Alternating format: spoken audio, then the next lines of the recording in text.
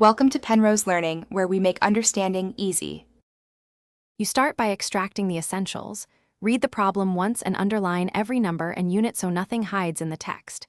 Then decide what you must find and assign a clear variable name, like X or total.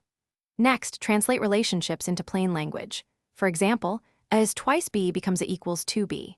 Once done, list constraints such as sums, limits, or percentages.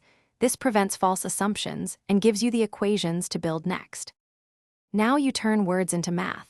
For each relationship, write a precise equation. Use parentheses for combined terms and keep units aligned. Combine like terms and simplify before solving. It reduces mistakes.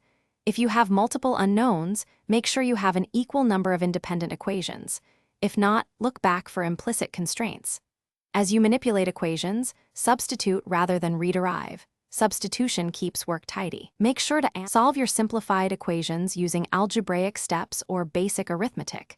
Compute carefully and then back substitute into the original relationships to verify everything fits. Check units and realistic ranges. If you get a negative count where it makes no sense, you probably made an assumption error. If results conflict, re-examine the initial translation. Did you miss a phrase or misinterpret a ratio?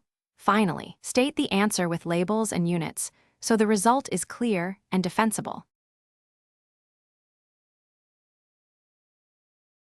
Thanks for watching. If this was helpful, leave a like and consider subscribing. See you next time.